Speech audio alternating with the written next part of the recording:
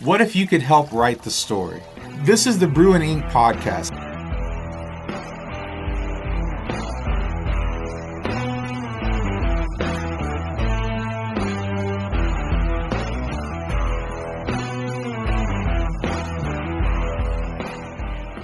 All right, and welcome everybody back to another Brew Ink Podcast.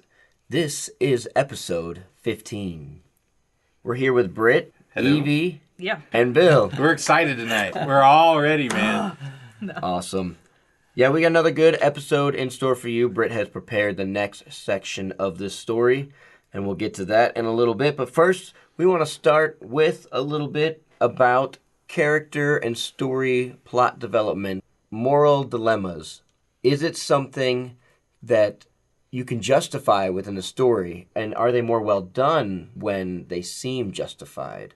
The idea of using something that could potentially be considered bad or evil, but to achieve a good ending. And this sort of ties into a little bit of the action that happens in the story later on. With the character Walt, you guys picked his option. He goes crazy on a 30 cal machine gun in order to gain control of the situation. And so, that's morally kind of a dilemma there. Yeah, that's questionable. Yeah. I mean, these are his friends out there that might or might not be shooting at. Exactly. And part of that question is the character blind or aware of the problems they've created for others? Right. Do they know that they're doing something morally wrong, or do they think this is the right choice? Period. We'll start with Britt. I think moral dilemmas are almost a necessity for a good story. I would actually say that for it to be a good story, the character has to make a moral decision that is uncomfortable for him or her. In other words, I think it has to be a conscious struggle. Right. I think the only time in which it's almost acceptable for the character to have a moral dilemma or justify a morally questionable choice is a villain. That's the only time for me when that's kind of like, because if someone makes a morally questionable choice, even if they justify it, I think that there has to be some sort of struggle. It can't just be an easy justifying. Like a hero, I think part of the hero's journey is having to make those type of decisions. And as we say, the villain never thinks he's a villain. Right. Well, the villain doesn't think he's a villain. Exactly. A hero would at least question whether he or she is a villain, right? I mean, that's my point, is that for me to identify more with the hero, even if the hero is in the mafia or something, right? I mean, like you look at The Godfather. I mean, people love mafia movies, and those are the heroes. But even they have some sort of sense of morality. Yeah. I think a good example that you could probably speak on is in The Way of Kings. You've got the main character who done wrong by this higher, supposed to be morally, supportive, bright-eyed character, Amaran, who basically steals that sword from him and kills all his guys, and then makes it a big cover-up. Right. And he is driven to want to kill that guy to get vengeance, but he feels like it's justifiable. Right. Yeah.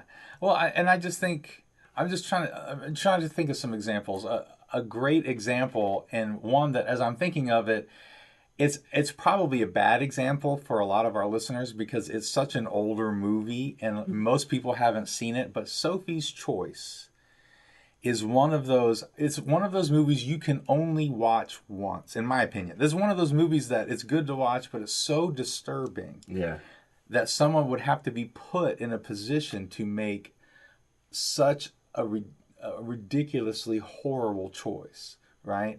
But I think we relate to those people. That's a universal thing, that we come to places in our life where we make choices where we don't know if we're really doing the right thing. We're caught between doing a good thing and a worse thing.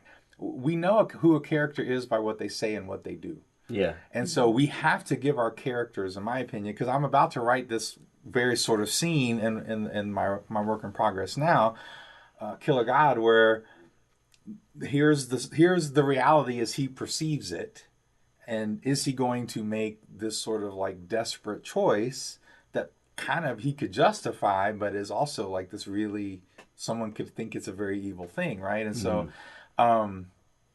just that struggle of what we become and our choices, and it doesn't even have to be that like intense, like with Sophie's choice. I'm also thinking of, Star Wars with Han Solo. Did he shoot first? Right? I mean, like it was such a moral dilemma for George Lucas. He went back and changed it in the movie. No, he could only shoot if the guy shot at him first.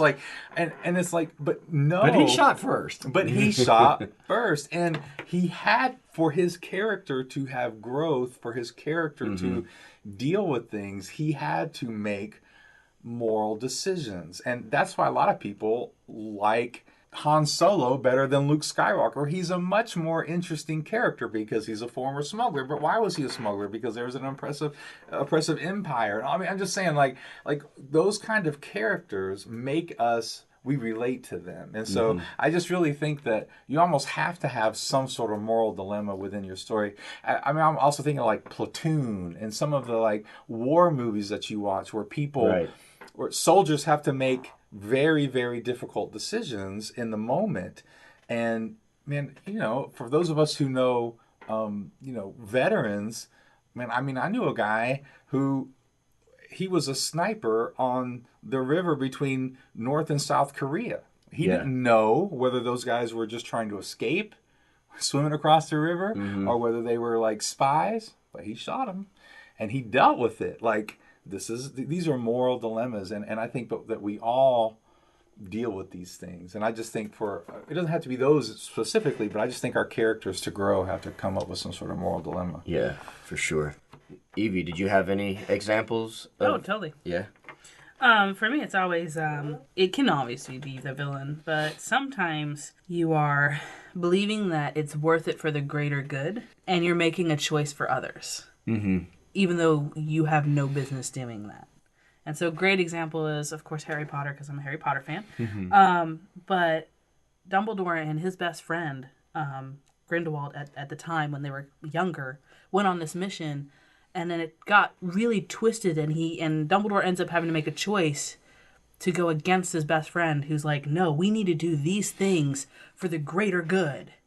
And he starts to kill off thousands of people and tries to take over, and it's all for the greater good of the wizard world. And Albus says, no, I'm not going to do that. And the entire time they fight, and he's saying, don't you see that it's for the greater good? It's for the greater good. It's for the greater good, over and over again. And he keeps struggling with the choice until someone he loves dies due to it. But I think that a lot of times, like even in our lives, we make choices for people and we don't even realize it because we're always justifying what we do. It's always about us. Like, it's so hard to like stop thinking about us and think about other people. And so I think that is where the greatest compromises come from. And as we say, it's one compromise at a time. And a lot of times I like the dynamic, like the deep characters that have made one small compromise at a time until they don't even realize they've made one of the biggest compromises that they've said they would never do. Right. And now it's way too late to go back. And I think a lot of times that's how we stumble into all of a sudden murder or stealing or whatever. And now we're so far into it, one compromise at a time, that we just can't go back. And now we justify it. Yeah. Even though in the beginning we said we'd never do that. Never in a million years would I be the one to, whatever. Right. And it's kind of crazy that it's a joke to think that it's just something that a character or a villain or we do it right. in our lives every day. It's human nature. It is human nature. And so the idea that we can, they almost say, like, unless you're in that situation, you won't know what you're going to do. And that's kind of our job as the writer, is to put these characters into situations where it's like, I don't know. Put our audience in that situation by putting the characters in that situation. And now they have to think about what would I do? Yep. Would I do the same thing? I'm like, for instance, for me, that idea that Grindelwald would do that. How dare you do it for the greater good? You have no idea what the big picture really is. And then I have a friend who's like, no, totally, I'm going to save my race. Screw that. And it's just amazing that each person is totally different. And so each reader reads a book, and that's why it's never the same for each reader. You can pick up the exact same book, and you're never reading the same book. Right. Because we all have these moral choices, and we sympathize with the bad guy because, he just had a rough upbringing. But there's still choices. Everything we do is choices. No, I think that it's so true. It speaks to the idea of perspective and, like, where did your characters grow up from? Like, what perspective do they have? Right. And how does that affect their decision making? Like, everything that happens to you from childhood, even throughout adulthood, it forms you, and you start to make agreements. Yeah. And you make agreements with, someone's called me fat, so I'm going to make the agreement that I'm just always fat and always going to struggle with this. Little things like that. Mm-hmm. Those agreements shape our morals and what we see and what we choose to see. And that can mess with so much. And because of those agreements, that's why everybody has those different morals. And that's why everybody can justify little things. And that's why we keep having those, like, why I can't see it from your perspective. Because I have all these little things that are from the past that I hold on to. I got deep real quick. Sorry. No, I like it. It's good. It's good. Bill. All right. How about you? You guys have already said everything. No, I'm sorry. Not quite. We were talking. One of the characters that I thought was one of the great moral dilemmas, and then we got to that whole situation and what Evie was saying was the main guy in Les Mis, and I cannot remember his name. Just right. Jean Valjean. Jean Valjean. Yeah.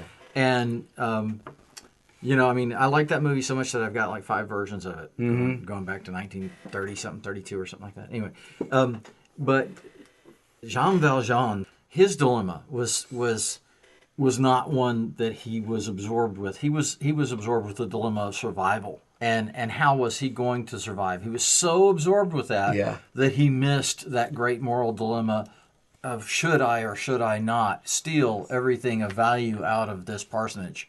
Right. Very true. And so then he was given another great moral dilemma. How do I live up to the standard that's been set for me? Mm-hmm. Yeah. That is just, to me, amazing character building. Yeah, I love the characters. That's the dilemma that sets the stage for this huge story and in several men's lives and the direction they take ultimately. And I hope that someday I'm a good enough writer to create something like that people that will keep coming back to. Yeah, one of the things that's amazing about Les Mis is that almost every character he does that with. Almost every character whether they're a prostitute or whether they're a revolutionary or whatever they are, it's almost like, that writer. They all have this thing of, like, you can see why they would do, even though it may be wrong or bad or whatever. Mm-hmm. And in that same thing, in both of those characters, both the prostitute and Jean Valjean, a lot of times I think they ask the question, I didn't ask for this. I didn't ask for those standards to be put on me. And they were put on them. Live up to them. Right. So every character that we have needs to have that. Absolutely. I mean, we really need to have that. We can't just say, "Oh yeah, this was pretty cool to talk about this tonight. Let's go back and write our boring characters." I'm starting to feel the real need to have those moral dilemmas. And it's interesting that we come up with this topic right now because that's one of the things that I've been dealing with the last couple of weeks, trying to make my characters stronger and realizing that it has to be those moral dilemmas. And I think it's over to Stephen. Yeah, and I think a great segue is within that same story of Les Mis.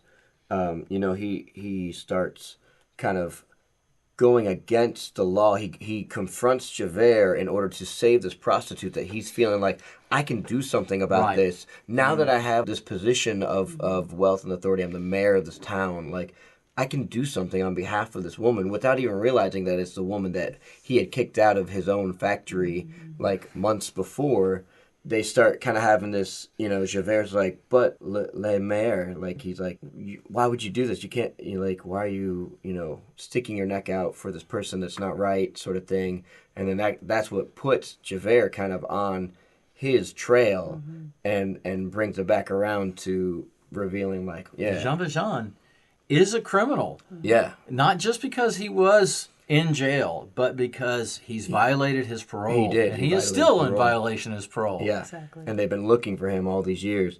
And so is that something that's justifiable? Like, is he justified in breaking his parole so that he could get a better life? Yes. Because he was being held down under the system, this kind of quote-unquote freed prisoner who has a slip of paper that makes him lesser of a man than everyone else. He got half the pay as everyone else, and everyone looked down on him, and he's like, I cannot make it under the system. And so he violates his parole and goes off. And any of us, I think any one of us would be like, yeah, I would do the same thing.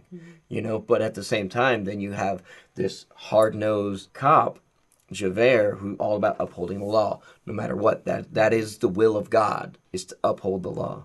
And any time that we do this all the time, but any time that we see a system failing, that's one of the easiest ways to justify. The system's failing me. Does anyone know what, because I don't remember, what Jean Valjean, why was he in prison in the first For place? What was his, stealing a loaf of bread to feed his sister we're and going to child. go back to those consequences. Yeah. Who did that loaf of bread come from? That's the question. See, we always think, these stories about somebody steals a loaf of bread and he goes to prison for life. That's horrible. Why would they ever do that? Well, who went hungry? Right. You know, these people live day to day. Who went hungry when he stole a loaf of bread? Was there a consequence to that? Was that there we a don't even consequence know? to that we don't know Very about? good And did he question. ever think about that? Yeah. Yeah, that goes back to our selfishness, our constant, it's about me, and it's so hard to think about anybody else. Yeah. And then I have, on the other end of the spectrum, I have another example. And spoiler alerts for anyone that hasn't gotten into Game of Thrones. This is an old one, so if you're not caught up on this, it's not my fault. But King Joffrey, he becomes a king as a young boy, and this boy he is not on the level with everyone else. He's pretty borderline psychotic. Like, does whatever he wants, when he wants, to whoever he wants sort of thing, but he's the king, and so no one is really going up against him, even though they know that he's abusing people, maids, and he's killed people, and all of this. George R.R. Martin sets it up to where the king ends up being poisoned on his wedding day. And it's like, as a viewer, you're like, yes, someone finally got him. Got him. Like, he got what was coming to him. But on the flip side, it also gets another character blamed for it, even though he didn't do it. And so it creates this big, is it for the better good of everyone else? Right. Is it justified to kill off this obviously evil character? And, Bill and I were talking earlier that we were talking about Hitler. Don't ask. But we were talking about Hitler and the fact that how did he get them to wear the uniform and be on his side? If anybody went against him, he'd just kill him. And so it was worth just keeping your mouth shut and keeping your head down and taking the bribes. And then at some point his own people wanted to kill him. And is that okay? And who are we going to blame for it? It's actually the real life story of what you're talking about. Yeah. And it's the same game. Is it better for the greater good? Well, all of us would agree because he was that horrible. But if you were in his chambers, what's your view then? Yeah, I think that one of the purposes of literature and writing in general, and to me this is a very important thing to talk about, because we're getting into this postmodernistic kind of culture where there's almost like this gray area of what is good and evil and morality, and I'm not talking about a gray area of morality. I'm talking about two moral principles that are both good, maybe, and yet we have to make a decision. Like it's important for our audience that we inject morality into it, but it can't be simple and easy, because we know that's not real life. Like, we know it's not that simple and easy. And so that's why Les Mis has stood the test of time and will stand the test of time, is because you have all these characters with their own kind of moral points of view, and they're all interesting and all justifiable, and neither one by themselves maybe, but they come into conflict, and that's what makes a good story, is when those morals come into conflict. Both of them good, maybe. Right. Don't steal. Well, you shouldn't steal, but don't let this person starve. That's also right. I mean, there's when they come into conflict and what those choices and consequences entail. And that tells us something. That's why we're interested in story. And to look forward, as we are wrapping up this story, we are looking forward to starting a kind of a mini-series of short stories that we're all going to get into a competition with a little bit. Yeah. Have a fun little... a mini-season. Mini-season, yes. I'm so excited. Of something called flash fiction, which essentially means a complete story, if you will, between about 300 to 800 words long. So we're truncating our word count even more, but it's so that we can get to, listen to 2 of them within one episode and then vote on which one you think was better, which one you liked more. And then those will kind of progress through, and as people, win, then they will go against each other further on down in a later episode, and we'll see who will be crowned the king of the flash fiction or queen of the flash fiction. So look forward to that. We're excited about that. We're going to try and get some other people involved in it too, and we're hoping that'll be probably a month from now, probably 2 episodes from now, we'll start rolling those out. And if you haven't already, go back and listen to some of the Inner Brew episodes that we've been sprinkling in. They don't have anything to do with the story, but we find them really interesting because we're talking to other authors and other people in the industry about, what's their story, what's their background, what are their recommendations, and things like that. So look forward to our Interbrews. You got a lot of good stuff coming up, guys. We're really excited. Yeah, and so now we are going to dive into Britt's part of the story, episode 15.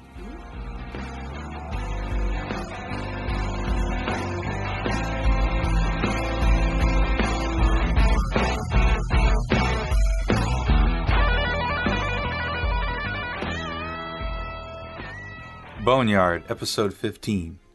A roar of machine gun fire rent the air above our heads, and everyone ducked at once. I covered my head with my arms with a son of a biscuit eater thrown in for good measure. Others cried out and cussed, except Eamon. He stood and gazed past me with those creepy green eyes toward the tank. Someone was on the tank? The firing ended. A voice reached our ringing ears, sounding a little muffled. All right, everyone calm the hell down. I turned my head slow over my shoulder, having to use my eyes to believe what I heard. Walt? He sat in the turret at the top of the tank and scowled at us, the long gun barrel smoking in front of him. You're freaking right, it's me. Troy stood up straight. Boy, you scared the poop grits out of everybody. Get down from there before I... Shut up, Walt growled. Troy rolled his shoulders, frowned, and started to walk forward. Walt swiveled the machine gun turret, his belly wiggling a bit as he did. Troy froze. Everyone froze. Me and Doc and Maria at his feet, except for Eamon. He hadn't moved the whole time. Walt has lost his ever-loving mind. I raised a hand, palm out, like that would stop that machine gun up there. Hey man, come on, let's not do this. What about your glasses? You're gonna kill everyone. Walt held up a stone in his right hand. I see fine now. I scoffed. You look ridiculous up there. I don't care, he said. I want to go home. Okay, I said, for sure, but first you gotta not rip us in pieces with a tank. Walt shook his head. Look, I've not done or said anything this whole time. I come out to watch a stupid race to support you and Troy against all those jerks, and all of a sudden, I'm helping him out of a burning car, and we're running from the law. The law, Deb. You're right. I said, you didn't... I ain't done, he said, his hands gripping the handles of the machine gun, his knuckles going pale. You never let me freaking talk, and you never listen to me. Got it. Now I put both hands up. You finish. Then we go to some redneck bar because the army and the law are after us, which was the dumbest thing we could have done. We are black kids in the South, and we think going to a white redneck bar is the best thing we can do. We go to see some magic stones in the boneyard that can do some crazy crap, and we get stuck in a hole where you blow up Carl. You blew him up. Just pieces of him all over the place. I shrugged. I feel awful about that. I didn't do it on purpose. Again, Walt chuckled. Not an amused sound. Not finished. He took a deep breath. Then we get captured, and Doc here tries to get us out by almost killing us, and the army is chasing us, and some ninja rifleman wannabe helps us get away, but takes us to some crazy white lady that calls herself Mama Bear for some unknown reason, where she gives us spaghetti like we're 8. And then she tries to kill us when we want to leave. We get away in a tank, Deb. I'm sitting in a freaking tank, and she tries to take us out with some bazooka or whatever it was, and then a helicopter. We shot it down, and now we're in the middle of Big Butt, Tennessee, and you're gonna kill her. All over rocks. Dumb green rocks that do some crazy stuff. Walt looked me in the eye. Everything went quiet. You've been dealing with stuff you don't know about. Dangerous stuff. And now we're all in this disaster, but it all started with you, Deb. So since the modus operandi seems to be dealing with stuff we can't handle, stuff way beyond ourselves, I thought maybe I should be done just following this whole tragedy around and take a crack at a 30 cal machine gun. Why? Because I want to go home. I just want to go home, Deb. I bit my lip and took a deep breath.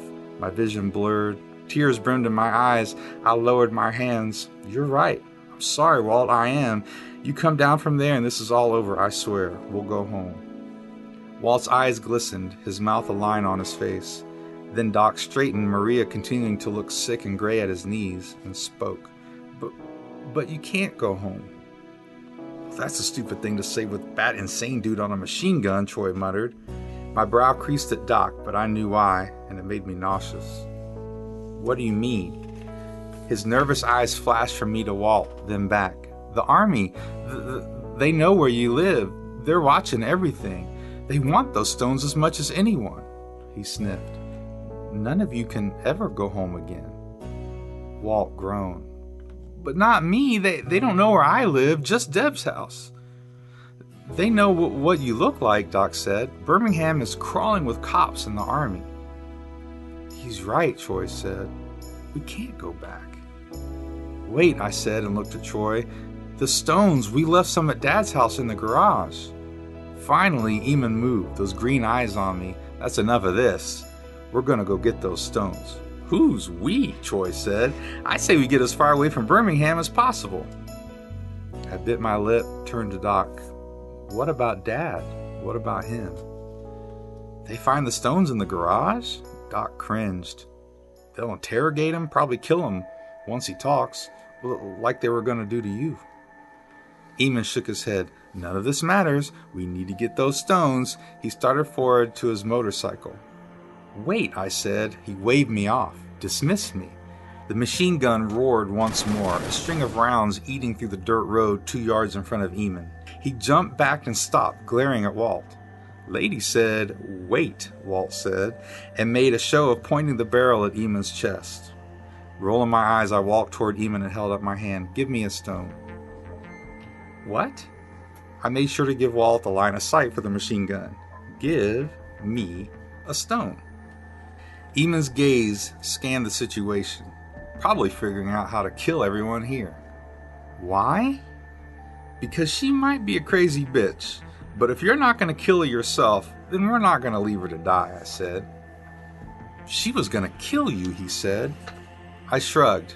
Not now she ain't. After blowing up Carl, I don't want this on my conscience either. I didn't mean that one. I would be doing this one on purpose. Eamon stared deep into me. I almost flinched, but I didn't. For a second, I thought he was really going to kick my ass and try to kill everyone. I know the stones help you heal and everything, but would he survive a 30 cal? Is he thinking that too? He sighed, took a stone, and placed it in my hand. Thank you, I said. I took the stone over to Doc, who cocked his head at me. I gave it to him. He handed it down to Maria. She clutched it, gasping in pleasure, weeping. Her color improved. Good God, I hope that's not me one day. I turned and walked back to Eamon. Now I'm going with you. Eamon's nostrils flared. You? Deb, are you crazy? Troy said. Walt's right, I said. I started all this, me, and I can't just leave Dad to the army. He turned us in, Troy said, and after how he's treated us, he's a stupid drunk. I know, but it's my fault the army is after him, the cops. I can't just leave him. You and him, Troy pointed at Eamon, against everyone. Yeah, I think so. I looked at everyone. You guys go ahead and go. Find a way to get out of here and get safe. Then I smirked at Troy, my brother. I can't just leave him and never look back. I mean, I want to, but I can't. Not now. I stared up at Walt. I'm sorry, Walt. I'm sorry you can't go home. I know your parents were cool, and with your brain you could have done anything. I hope you forgive me. I strode over and stood next to Eamon. Let's go.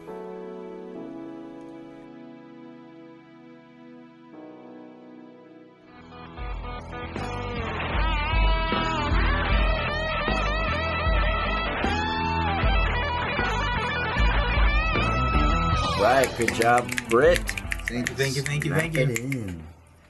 All right, so that was a story, and now you've got some fun-filled options for us. So we I picked the first two, and then we kind of decided on a third one. So here are the options for you guys. We're really going to need you to vote. We're trying to finish this out in one more episode. Steven's going to write next. So the first option is just Deb and Eamon get on the motorcycle and go back to Birmingham. That's actually what happens. That's the first option.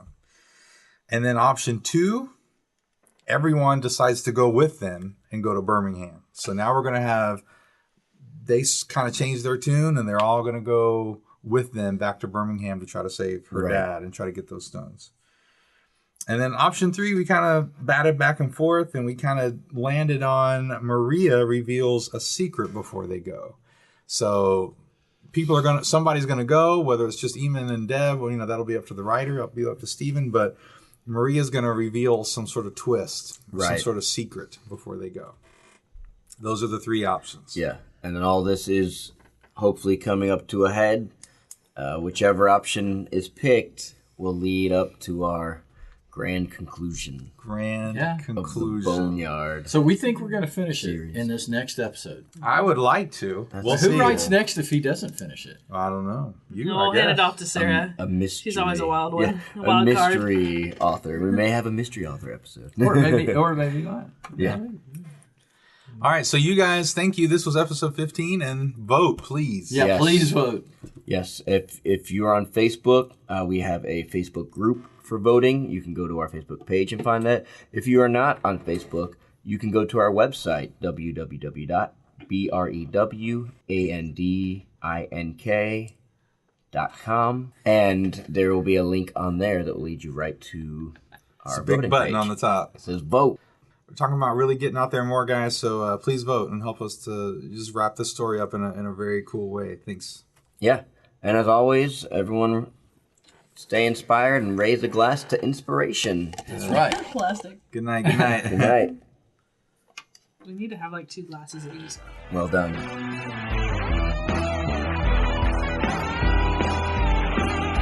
Eamon's gaze scanned the horizon. Eamon's gaze scanned the situation, probably figuring out how. Hold on. Pause. Gotcha, Steven. Sorry. Right, I can win. It's hard to say. Say flash fiction 5 times Let's fast. just shorten it. They're the flasher. The flash, yes. Who wins the flashing competition? Oh no.